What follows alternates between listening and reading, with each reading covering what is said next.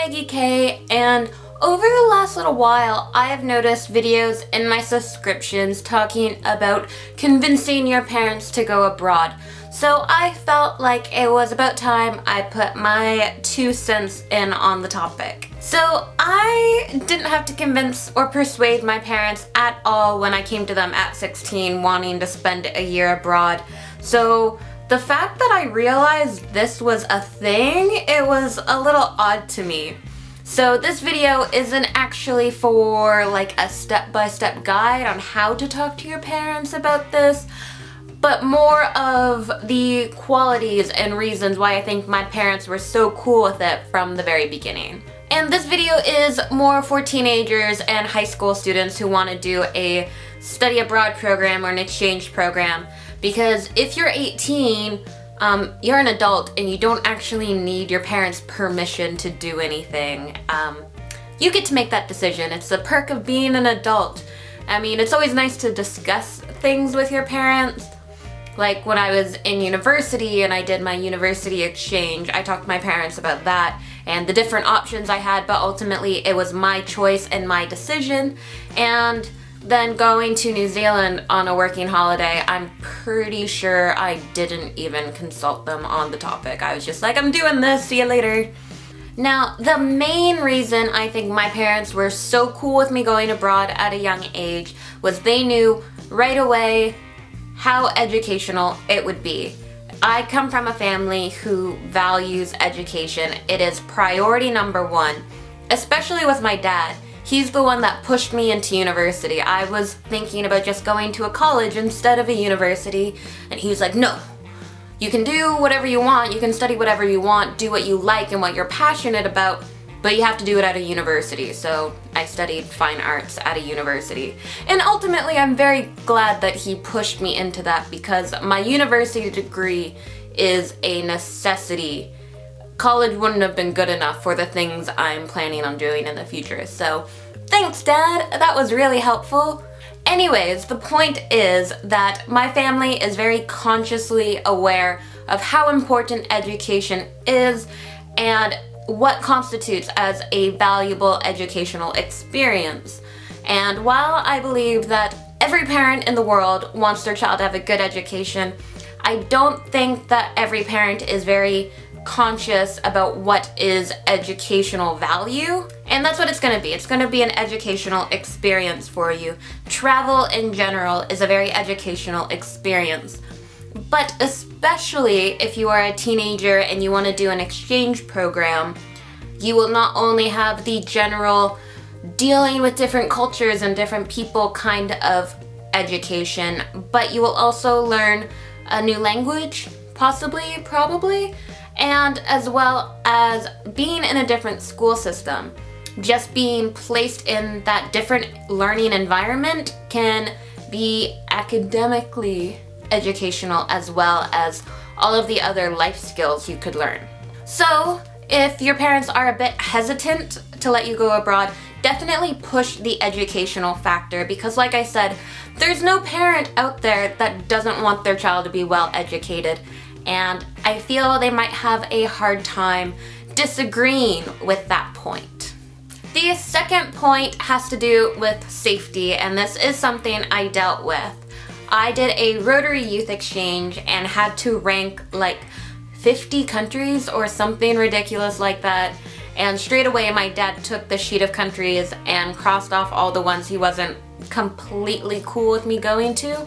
I mean, I am the youngest in the family, I am the only girl in the family, and I'm also a bit of a daddy's girl, and at 16 he was very protective of me, and you know, this would have been my first time going abroad without my parents. So it's completely understandable, and you should never fault your parents for caring about your safety. But with that being said, you can show your parents that it is a safe thing to go abroad.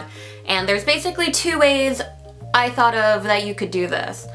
The first way I didn't have to do because I come from a family who travels. It started with my grandfather, and it's now a hereditary gene, I am pretty sure. And because of this, my parents know about other countries, so when I put Japan down as my first choice, They didn't question my safety there. They laughed at me because I was a really picky eater and wouldn't touch seafood and figured I would starve, but safety wasn't an issue. And then when I had my fourth choice, Germany, actually selected, and that was the country I ended up going to, again, they had no questions about my safety there. However, if your parents don't necessarily know a lot about the world or about the particular country you want to go to, tell them about it and show them that it is a safe country for you to spend time in. If you want to go to a country that might not have the best reputation for being safe, focus on the organization and their steps and procedures that would make it safe for you. Because I knew that no matter what country I went to, I would have been safe and well taken care of by Rotary, and I really didn't have anything to worry about. So when talking about safety with your parents, either show them that the country you're going to and you want to go to is a safe place and it's not as dangerous as they may think, or, and even in conjunction with that, show them that the organization you want to go to will keep you safe and they have all of these things set in place to make sure that you're taken care of. My third point is cost. Now this is actually something I forgot a bit about because I did my exchange and my teenage years were so long ago, I totally forgot cost was a thing. But do not let cost get you down. Exchange programs can vary a lot in cost. So if the first one you find is a bit expensive, keep looking and find a different program that fits your budget better. Like I said, I did a Rotary Youth Exchange, and 10 years ago when I was looking at my different options I had available, Rotary was by far the most affordable. I think the only major cost I had was my plane ticket.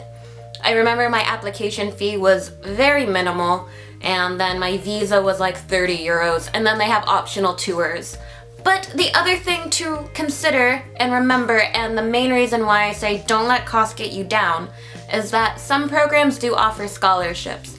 So if you are from a low-income family but you really want to go abroad, look for a program that has a scholarship option, and that way you can have the financial support needed. So that's all I really have to say on the topic of convincing your parents to go abroad. Like I said, I didn't have to convince my parents at all. As long as I was the one putting in all the work with the applications, they were there to drive me to the interviews and orientations and the whatnot that goes along with it. But if you do need to convince your parents, I hope this video was helpful and maybe gave you some ideas of what you should talk to your parents about in terms of allowing you to go abroad, and good luck! I really hope you get to go! So if you like this video, make sure you hit that thumbs up button and subscribe for more travel adventures. Bye! Hey, it's Meggie K, and I'm in Franz Josef, and in my last video I talked about the glacier, the Franz Josef Glacier, and all the different ways you can see and experience the town's main attraction.